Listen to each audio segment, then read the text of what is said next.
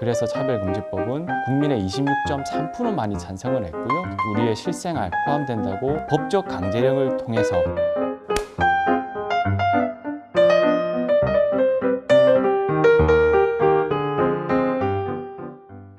사실은 소외된 자들, 약자들을 돌보는 것이 기독교 정신하고 부합합니다. 하지만 이 차별금지법에는 성경적 가치관에 반하는 그리고 창조 질서에 어긋나는 것들이 들어있는데요. 특히나 이제 동성애를 말하는 성적 지향이라든지 또 남녀의 성별을 파괴하는 성별 정체성이라든지 이런 여러 가지 조항들로 인해서 창조 질서에 반할 뿐만 아니라 이 차별금지법 자체가 기독교를 파괴하려는 목적으로 들어온 것이 아닌가 이런 생각을 하게 됩니다. 또한 이 종교 차별 금지라는 게 들어와 있는데요. 이것은 잘못 해석되게 되면 정말 저희가 신천지와 같이 이단 이런 사이비 집단에 대해서도 비판하는 것도 차별로 보게 되는 잘못된 생각을 만들게 합니다. 그래서 이러한 차별금지법이 문제가 되고 있습니다. 이 차별금지법을 발의한 정의당에서는 적용 영역이 몇 군데 되지 않기 때문에 크게 영향이 없을 거라고 말을 하고 있습니다. 이 차별금지법이 대상으로 삼는 영역은 고용, 재화 용역이라든지 행정 서비스, 교육 영역 이렇게 4가지를 법에는 규정하고 있습니다.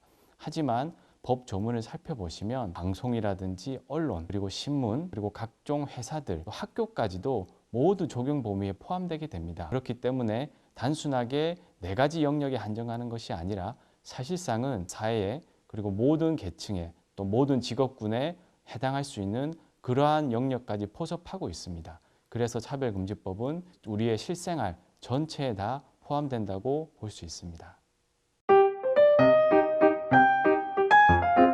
저도 이 처음에 80% 이상이 찬성했다는 설문 결과를 듣고 참 의아하게 생각했습니다.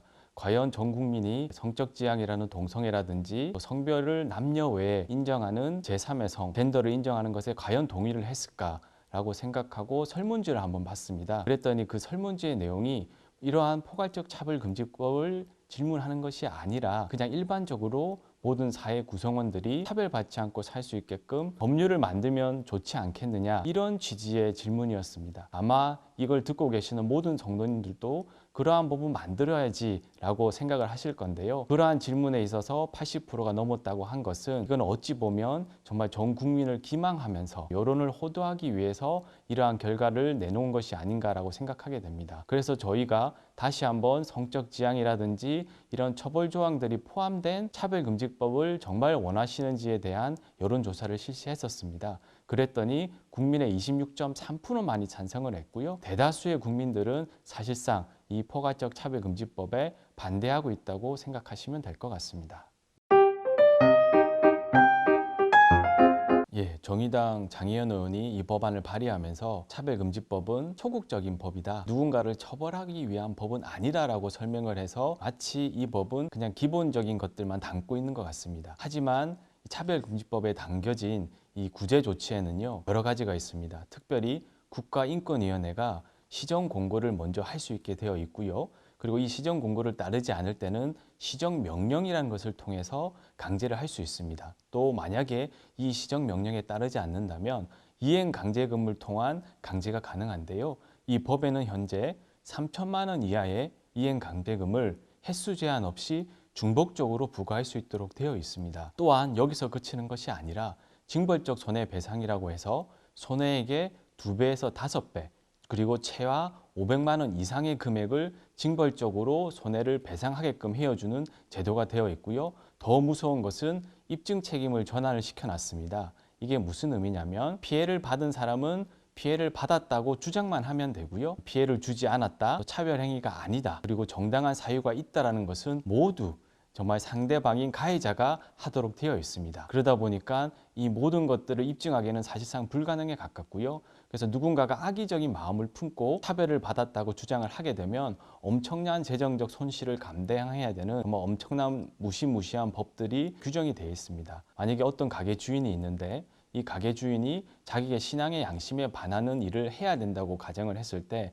이분이 이러한 인권위의 이행명령을 지키지 않는다면 단지 한 번 3천만 원 내고 끝내자 이게 아니고요. 계속적으로 부과가 가능하고 또 피해액의 2배에서 5배의 징벌적 손해배상을 해야 되기 때문에 사실상 본인의 신앙 양심을 지키기 위해서는 재정적 파탄을 감수하든지 그렇지 않으면 사실상 그 직업을 포기해야 되는 그러한 상황에 놓이게 됩니다.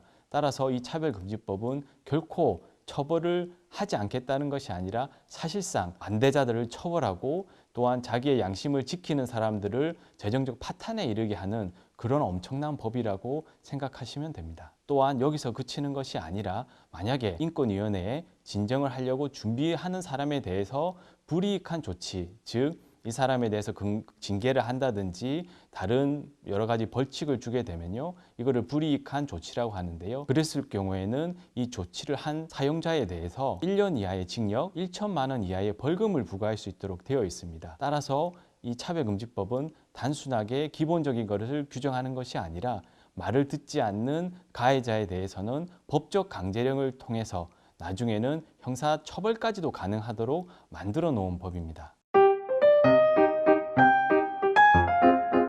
이 차별금지법에서 첫 번째 2조의 정의 항목을 보시면 성별을 정해 놓고 있습니다.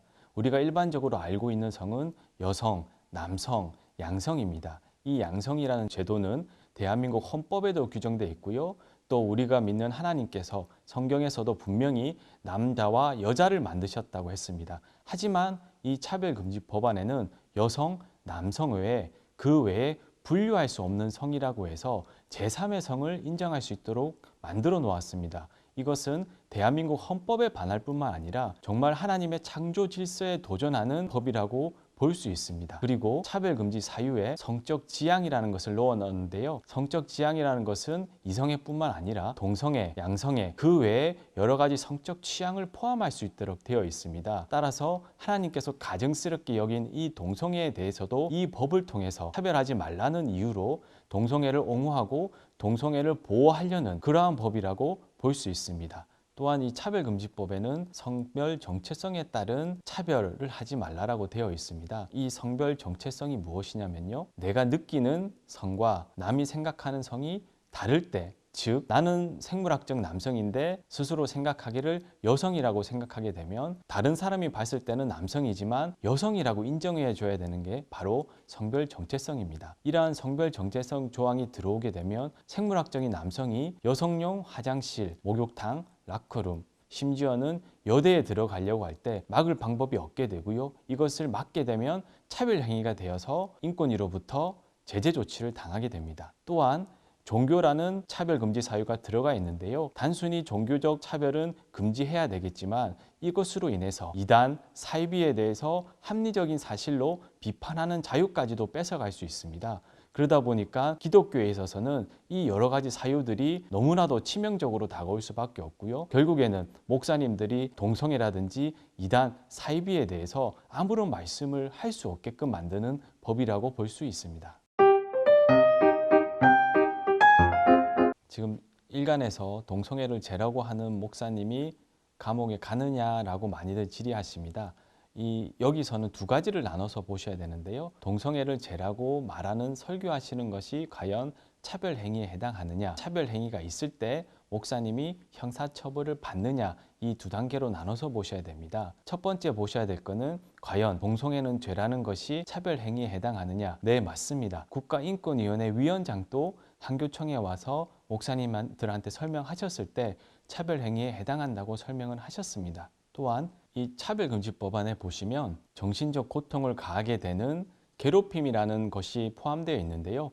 이 괴롭힘에는 언어적 괴롭힘도 포함이 되어 있습니다. 그리고 좀 더 넓게 해석하게 되면 혐오 표현이라는 것도 이 언어적 괴롭힘의 하나로 볼 수가 있습니다. 따라서 동성애는 죄라는, 그리고 동성애가 에이즈랑 연관성이 있다는, 분리하고 구별하고 또 거부하게 되는 이러한 내용들이 일종의 차별 행위가 되기 때문에 차별 행위에는 해당합니다. 두 번째로, 그렇다면 목사님들께서 감옥에 가느냐? 바로 감옥에 가지는 않습니다. 처음에 말씀드렸던 것처럼 감옥에 가는 경우, 즉 형사처벌을 받는 경우는 이 피해자에 대해서 보복 조치, 불이익한 조치를 했을 때만 형사처벌을 받게 되고요. 일반적으로 목사님들은 형사처벌이 아니라 좀 전에 말씀드렸던 시정명령을 통한 이행강제금을 부과할 수 있고요. 징벌적 손해배상을 통해서 500만 원 이상의, 그리고 최대 손해액의 5배의 손해배상을 하게끔 법원에서 판결을 할 수가 있습니다. 이러한 재정적 손실을 감당하시면서